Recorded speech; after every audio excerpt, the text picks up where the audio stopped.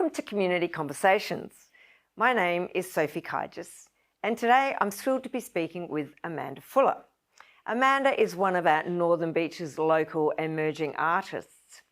Her work has a great deal of depth, beautiful tones and textures. There's deep meaning and inspiration behind Amanda's work, which we will hear about today, and the predominant genre is landscape and still life. So let's meet Amanda. Welcome, Amanda. Have a seat. Thank you. Welcome. Thank you. We met on the Pittwater Art Trail. You've done that a couple of years. That's right, yeah. Yeah, that's fun. It was fun. It was great group of artists, great venture to be involved in, and the exhibitions they put on are fantastic. Yeah.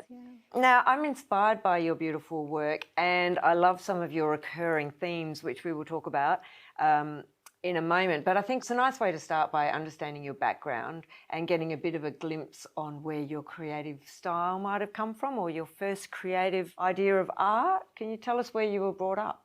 Well, originally South Australia, but didn't stay there that long. Through Father's work, we ended up in Canberra. But Dad is a sculptor and has always had a strong creative drive, and he would sit there whittling timber, carving hands, or anything he did, whether it was in the garden, it was always artistic, and that was very inspiring. So right, yes. And you did tell me previously you went camping. Your parents both went camping? Yes, whole family, and that was our go-to holiday, was camping, and I think that's where my love of the bush started. Right. Did you follow in your father's footsteps in that? Did he teach you about the bush when you were out? Oh, absolutely. Yeah, we'd always be fishing, walking. I mean, it was very inspiring to go to really remote areas. We wouldn't go to established areas. We'd camp on the side of a cliff. Really? Yeah. Oh, that's so cool. Bit fresh. I always think Canberra is a little bit cold. Yeah, perhaps not so much in Canberra. That was a lot in South Australia, which was beautiful. Whereabouts? Corny Point, down the York Peninsula way. Canberra, we did a lot of sort of day trips out through to the bush.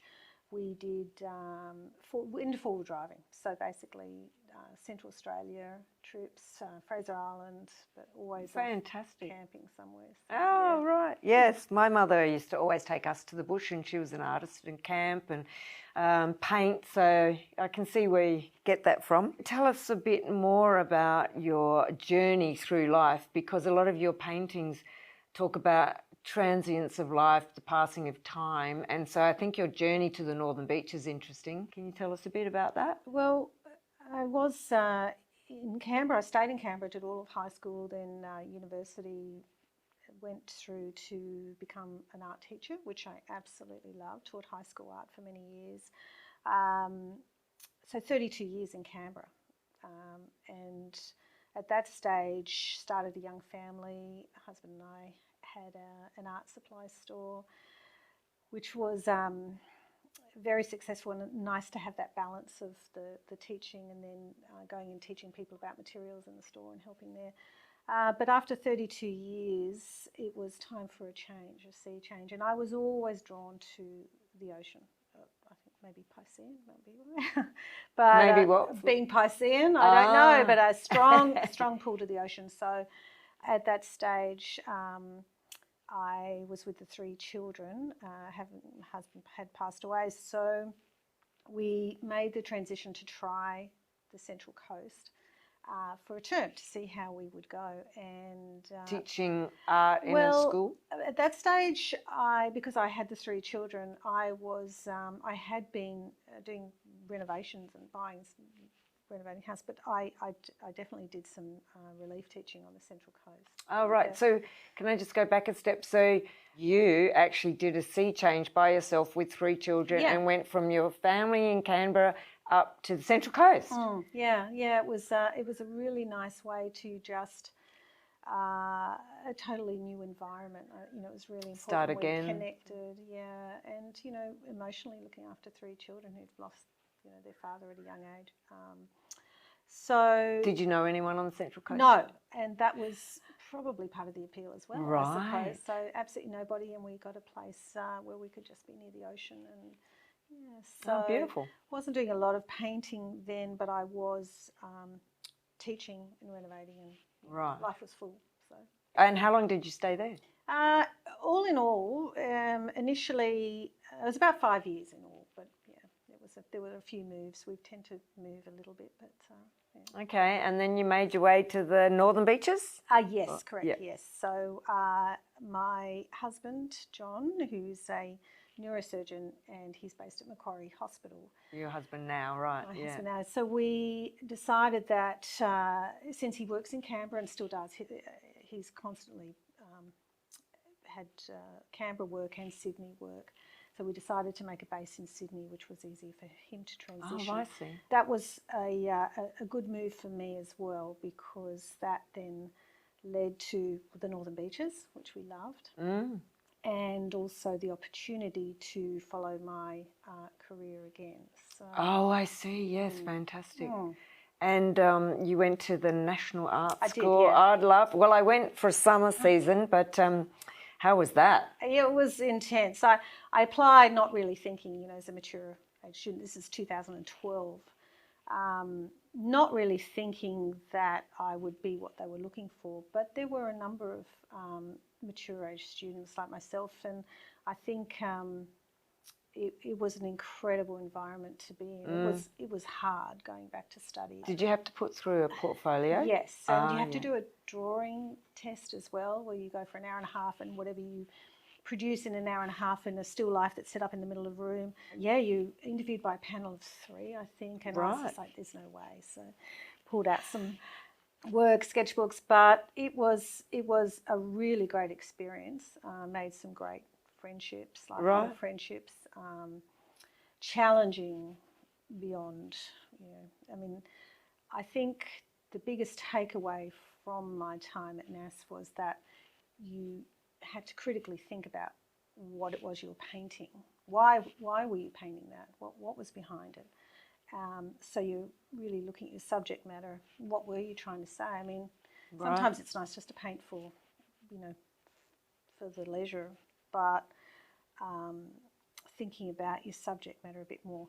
I think the one thing I didn't get that I would have liked more was perhaps some more skills in painting, but that's not what they were. They were wanting you to research and find it out for yourself. So it's not, there's a Julian Ashton style, which I actually did go to some Julian Ashton style painting courses after National Art School, but that's very regimented. You do it this way, whereas National Art School wasn't like that at all. So I finished the degree in 2015, decided not at that stage to go on and do my master's. It's still an open Was it 3 years? Like a 3-year? Yeah, it's 3 years. So degree. Yeah. Love the art history and everything we did there, but because I felt I needed some more to do a little bit more of my technique, I then decided to go overseas, which is something I hadn't done as a younger mum. It was basically, as a student, I went straight to Teachers College and then to work, so I hadn't explored overseas, museums and galleries and that kind of thing. So that's what I did when I finished, and I went overseas. Oh, wow, that sounds great. Can I just ask some of the themes at the National Art School? Is that when you did ropes? Yes, yeah. Basically, I actually did start painting the birds, my dead birds, and ropes, enclosed spaces. There were lots of things I kind of explored, but I think that's really where I was very much intrigued by a subject that showed evidence of a life experience. And it's not just a rope, like it was frayed. It was strong. There's a real analogy between people and those certain subjects you can choose. So the other thing I think that was really important about the rope for me was it was very sculptural, which I've always been drawn to, and in fact only at the end of last year started exploring some sculptural work.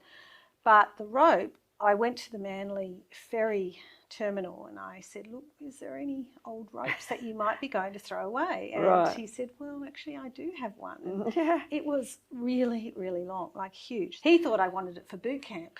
So, but I dragged the rope to the car and then I dragged it to National Art School and I'm threading the rope up in this tiny studio space. It's quite thick. Oh, One of those big Manly ferries. The big one that holds the ferry. Oh my gosh, yeah. And long, really long. I don't know how long it was, very long. It was at least 30 metres long. It was wow. very heavy. But so then I dragged it back home during the holidays and I had these columns underneath the veranda and I would thread the rope around these columns trying to make a sculptural form. And because we were studying art history at art school as well, I was looking at all these religious images from 1700s and earlier, and realised that some of the torsos that were stretched out, like almost in a Christ sort of on the cross, related to that rope. So I started twisting the rope in a way that almost represented a person to me. So, and then would paint that. So amazing. And a bit of the sculpture from your dad's influence, I would suggest. So you're putting art and sculpture together. Yeah, in a way, I was using a still life subject that meant a lot to me, appealed to me. I guess putting it in a sculptural way, but then using that as a still life prop.